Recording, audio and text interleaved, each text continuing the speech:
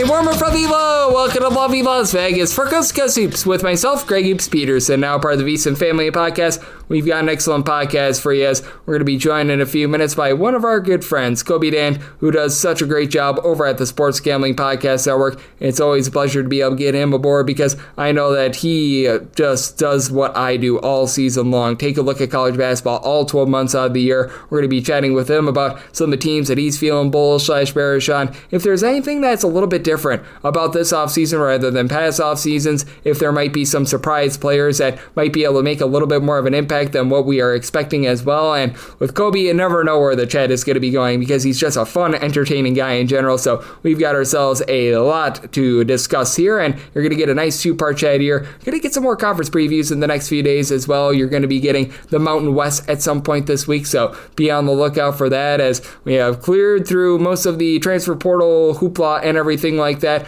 Not getting a lot of news in college basketball. Thankfully, the NCAA tournament not expanding, so we've got ourselves a very clear runway to get set for the upcoming college basketball season, and I'll be looking to do that for you guys on this podcast every single day. And if you ever do have a question, comment, segment idea, what have you for this podcast, you have one of two ways we offer those in. First one is my Twitter/X timeline at gunit_81. Keep in mind, they mean does not matter, so as per usual, please do send these into the timeline. And the other way is find an Apple Podcast review. If you rate this podcast 5 stars, it is very much appreciated. From there, you're able to fire in whatever you'd like to hear on this podcast via that 5-star review. While I did not get in any Twitter/X questions, everything is powered by EdgeBoost. EdgeBoost is making sure that bettors are able to have access to their funds whenever and wherever. EdgeBoost is making sure that 100% of gambling transactions always get approved. And when you go to edgeboost.bet, put in that promo code of Greg, G-R-E-G. That'll get you a dollar for dollar match on your first deposit up to $25. Now let's dive in with our good friend Colby, who does such a great job over there at the Sports Gambling Podcast Network and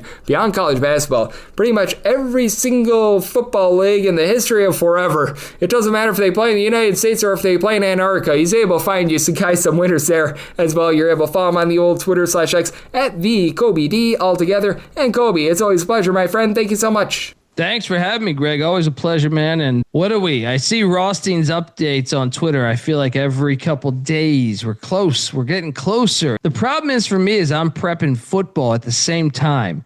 You're looking at basketball, you're looking at football, you're looking at basketball, but football comes first. So it kind of drives the bus.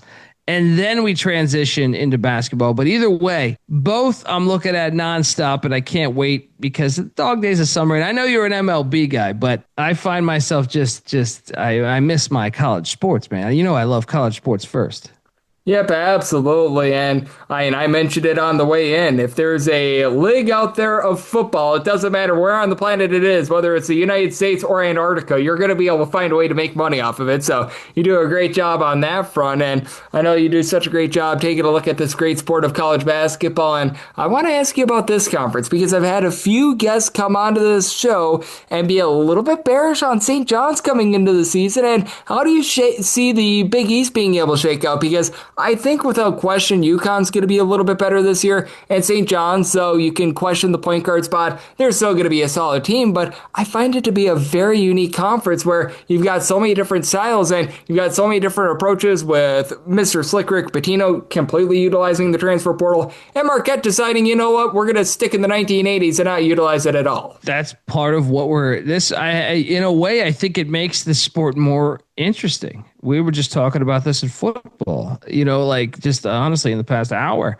And I think it makes the sport more captivating for certain, I know there's some of the old people that even myself, I don't know that I like this many transfers and this stuff and the 7-year players. And over 2,500 players enter the transfer portal this offseason. That's a little bit much. Well, you would like stability, but at the same time, if we're breaking down team by team, I love the fact that, for example, we were just talking college football. Like Memphis offered $200 million to go to the Big 12 in all their athletic departments, even college hoops.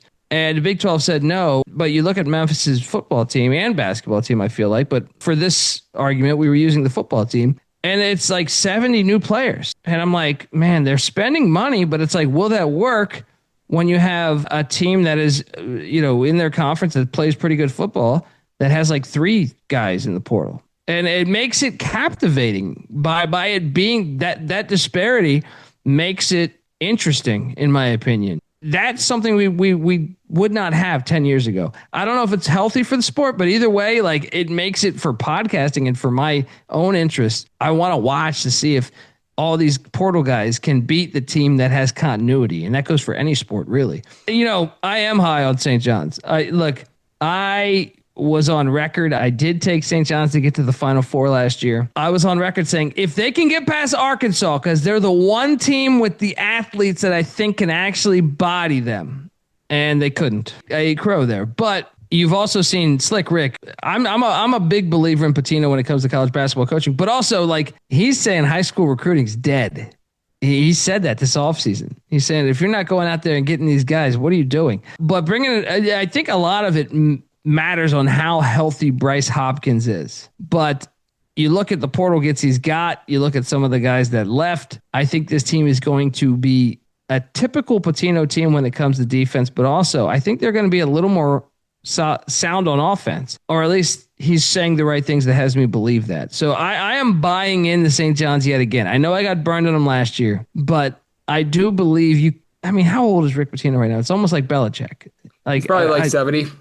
That's what I'm saying. I'm assuming in his 70s. And you only have so many years to do this before just, you don't know. 72. That's what I'm saying. Belichick 73. I just talked about Belichick at ACC Media Days, and I'm saying there's similarities there. You have a short leash. So to me, I'm going to buy into the short leash and them trying to win now. And I think Rick Pitino and Bill Belichick have enough weight. I think if this was Joe Schmo, these players wouldn't care. But I think they care enough because they know there's a certain pedigree with Rick Pitino. So I'm going to buy in that I think they're the team to beat. Now, I know Danny Hurley and UConn, and Marquette is the one I'm fascinated by. They're basically like saying, hey, I don't believe in all this other nonsense. But I think St. John's, to me, is the team to beat in the Big East this upcoming season. Them and UConn, but I think St. John's, to me, is the team that I'm most fascinated to watch. Oh, no, there's no question about it. It is going to be a lot of fun because I do think that this could be a case as well. Even though you feel bullish about a team, because I think that St. John's is going to have a good year as well, I think that they might be worth fading a little bit on some of those like 25-point spreads and things like that, just because I do think that the point guard spot is going to be a little bit questionable. And I think that there's two things that could be true. You can think that a team can win the conference, really have a nice year, and at the same time not be worth laying like 25 to 30 points night number one against insert your favorite mid-major school here. I'd still need to know how healthy Bryce Hopkins is. Yeah. Because it kind of depends on that. So I'm like you, I'll take the points, out in the non-con when they're taking on the Siennas and whoever. I would say though those would be times to take the points. But Hopkins' health, but I mean Ian Jackson is a guy that I think it can work with Pitino and Ian Jackson. St. John's, is a team that I'm buying into 100%. Now Marquette to me is the one where I don't know. Obviously, Shaka's had his postseason challenges, but you're a Wisconsin guy, so I almost feel like I shouldn't even ask you because you might be a little jaded. But where are you at with Marquette? Oh, I'm not jaded at all because I grew up more of a Wisconsin Badgers fan. That's where my sister went to school. So Marquette for me is a very much neutral team. But that said, I just felt like they needed to add in there something a little bit via the transfer portal because you're probably going to be trusting in Sean Jones to be bringing up the ball quite a bit. I like the fact that you got Ben Gold back and Chase Ross has a little bit of versatility. I have question marks at that point guard spot, though, because Tyler Kolek was rock solid for them 2 years ago. Cam Jones obviously was able to do a nice job last year. Who's going to be able to take on that mantle this year? I think is a big question. Well, and they used the portal for Kolek. He came in from George Mason. So the one guy that they brought in. Yeah. And it worked. Yeah, I'm with you, though. To me, the things you said is Chase Ross at the guard spot there. That is one that I think might be pivotal for their season this year. I think they're going to need some scoring, personally. I know Ben Gold and Jones, but in a conference that I feel like is getting better, it's getting more talented, the depth of the conference, whether that's Thad Matta, whether that's, Villanova making the change. I think the conference is stronger this season from a depth point of view than it was last season. Would you agree to that?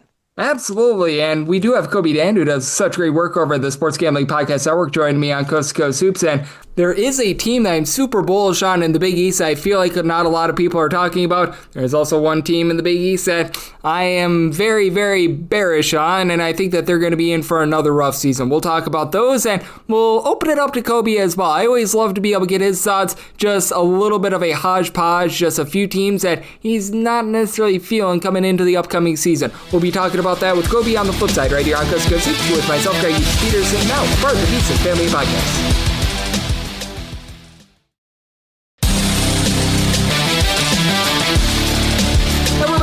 Las Vegas for Coast to Coast Hoops with myself, Greg Peterson, now part of the VSiN Family Podcast. Great to be rejoined by Colby Dant, who does such great work over at the Sports Gambling Podcast Network. I know that he, along with Ryan McIntyre, who also joins this podcast quite frequently, they do a great job with the college experience all 12 months out of the year. On the college football front, college basketball front, you name it, Colby does it. Follow him on the old Twitter/X at @TheColbyD altogether. And Colby, we left off talking about the Big East, and I feel like this is one of those teams that not a lot of people are talking about, but I think that they could be in for a really good year. I feel like a lot of people have forgotten how good of a coach Thad Matta is. I take a look at Butler. They bring back Finley Bizjack, which I think that that's maybe made a little bit too much of, but I think Michael Ajayi can be really good in this system. Yohan Traore is a 6'11" big man that's a former top 50 recruit, played at SMU, played at Auburn. He's put up some nice numbers as well. Jalen Jackson is someone that I like in the backcourt. I look at this Butler team and I feel like they're hiding in plain sight right now. You know, I'm with you, but I will say I have been a big supporter of Thad Matta and that hire, and it has not necessarily gone not yet the best for me in these years. I am a believer, though, and I do think patience, especially in today's day and age, I think it benefits to be patient. Maybe you didn't get the right guy. And if you noticed also, Greg, it was on record, I think, this offseason that Butler was going to throw a lot more money into the NIL pool for Coach Matta. And I think that could be a big X factor for this season's success because they did lose a couple guys over the past couple of years that you thought were going to return. But I'm with you. Some of it's been injury, too. Sometimes you just get bad luck. Sometimes, like, let's be honest, we play these, we watch these sports where an ankle turn here, a certain little thing. So I am bullish again on Butler. I think this is the year they make the NCAA tournament. Now, I don't have them winning the Big East, but I'm saying I do think this is the year they break through and make the NCAA tournament, and Thad Matta reminds people that he is a good coach. I thought he got the raw deal at Ohio State. I still think he's a very good coach. I know he hasn't had the greatest success in the second stint there. But yeah, I'm buying some stock in the Butler Bulldogs yet again. Yep, I am, as well as Colby Dant, who does such great work over at the Sports Gambling Podcast Network, joining me right here on Coast to Coast Hoops and out there in the Big East as well. I always love to, as well, talk about teams I'm bearish on, and I have to mention this team. It just feels like the entire Big East has passed by Seton Hall, and I have great fear that Seton Hall is once again going to be like a bottom 3, bottom 4 power conference team. I just look at what they needed here in the offseason. They needed, in my opinion, 3-point shooting, and they didn't bring in a lot of it. TJ Simpkins was not a great 3-point shooter last year at Elon. Elijah Fisher is able to run the point. He's got some versatility. Not a good 3-point shooter. Adam Clark, awesome at Merrimack. Not a good 3-point shooter. And I just wonder where that's all going to be coming from for a team that really doesn't have a lot of guys above 6'7" other than Pat Sumnick. And you're not going to be able to win the battle down low. You don't have a lot of 3-point shooting. I just don't know how there can be high expectations for Seton Hall this year. This breaks my heart, man, because I thought Shaheen Holloway, being that he's a Seton Hall guy, I thought the shoe fit so well. Now, I'm curious, Greg, because I know you're as hip in the college basketball world as myself, and I feel like sometimes you can miss information. But I have been told that they're the least resourced in the Big East. Have you heard the same? I have heard the same. Oh, yes. That blows my mind, first off. But also, that's going to be an issue, like a gigantic issue moving forward. And I wonder, there was talk that Shaheen Holloway would potentially be interested in that Villanova job last year. And I know they didn't. I don't even know if they interviewed him, but I know it's his alma mater. I know he's loyal, and he's a great guy, by the way. I would send my son to play for Shaheen Holloway. I believe he's a guy that can benefit your player, your son, whatever it is, to be successful in life. But I do think he's dealing with a bad deck of cards here, man. And I'm very wary. I think they're going to be in last place yet again, and I think I worry about the school long term.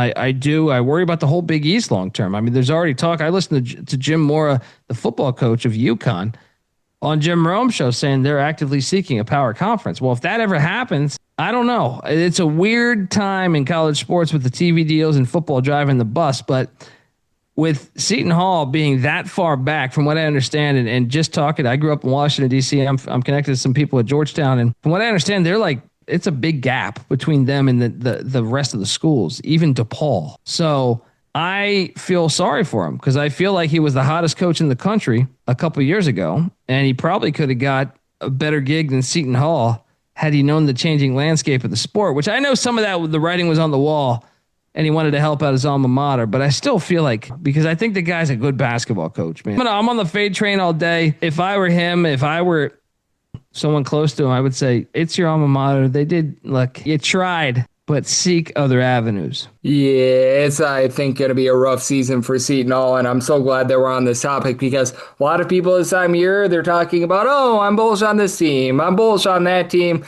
I want to get your thoughts here. We've talked a lot of Big East. This can be any team. This could be from the Big East. This can be from another power conference. This could be a mid-major team. Who's a team or two that you take a look at right now that you're hearing a lot of hubbub about, you're hearing a lot of buzz about, that they're going to have a good year, and you're just not buying into it right now? Well, the first would that's a great question. I mean, there's a couple that jump to my mind, but I would say the first to me would be Ohio State. I've heard, I don't know about you, but I've heard like people say like this is an Ohio State team that could threaten be one of the top teams in the Big Ten.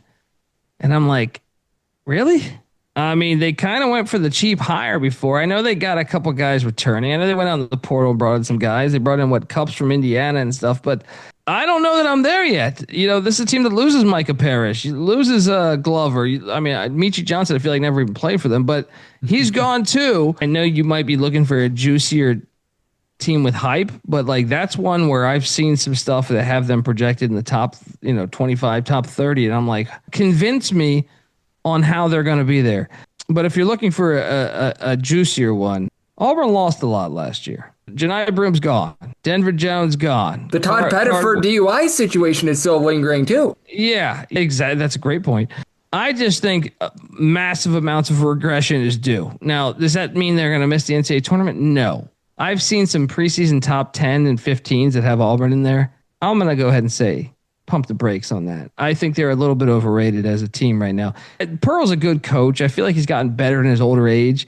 And I'm sure he could still find a way to get them to the dance. SEC, you have so many opportunities in the SEC with it being so much of a better basketball conference these days. But top 10, top 15, stop. I'm going to say this is more of like I think they're closer to the bubble than they are on top 10 or 15, in my opinion, Greg. Especially being out there in the SEC where we know that it's going to be locked and loaded once again. Sure, maybe you're not going to get 13 teams into the NCAA tournament once again, but I'm right there with you. I do think that with Auburn, Keyshawn Hall's a nice add, and having Pettiford back in some form or capacity is going to be nice, but I've got some question marks as well, but I have no question marks about you, Kobe. I know you always deliver the goods. You do an amazing job gauging this amazing sport of college basketball, so love the good people at home know what's all on tap for you and how people can follow along on social media and other platforms. Well, thank you, buddy. Yeah, man, it seems it's the best time of year right now because the sports are starting to rev up. You can hear the engine. You can hear the engine a couple blocks away. I'm on Twitter at @TheColbyD, the college basketball and college football experience, on Twitter at TCE on SGPN. But I think the better thing is youtube.com/the college experience because we do a live show with visual presentation. So it's almost like you're watching SportsCenter or something. We cover every college football game, every college basketball game, majority of the college baseball games, and FCS college football as well. So, and even the Frozen Four. So youtube.com/the college experience. Jump on over there. Every single night of the college basketball season, we are live talking every game. And I know there's only a few of us out there doing that, man. And Hoops Peterson's one of them. So I'm honored to be on the show, brother. And it's always great to be able to have Kobe aboard because he does a great job all 12 months of the year taking a look at this great game of college basketball and also college football as well. Like I said at the top, if there is a football league out there in the globe, he is doing a great job of breaking it down and finding money on it as well. So always great to be able to have Kobe aboard. Big thanks to him for joining me on Coast to Coast Hoops, now part of the VSiN family of podcasts. And if you do like what you're hearing from this fine podcast, Coast to Coast Hoops, you're able to subscribe wherever your podcast, Apple Podcasts, Google Play, Spotify, Stitcher, and TuneIn. If you have a question, comment, segment idea, whatever you for this podcast, you have one of two ways we offer those in. First one is my Twitter/X timeline at gunit_81. Keep in mind, letters EM, name does not matter, so per usual, please do send these into the timeline. And the other way is find an Apple Podcast review. If you rate this podcast 5 stars, it is very much appreciated. From there, you're able to fire in whatever you'd like to hear on this podcast via that 5-star review. And I'm with you guys every single day on this podcast, regular season and off season. So I'll be back with you guys once again tomorrow. Thank you.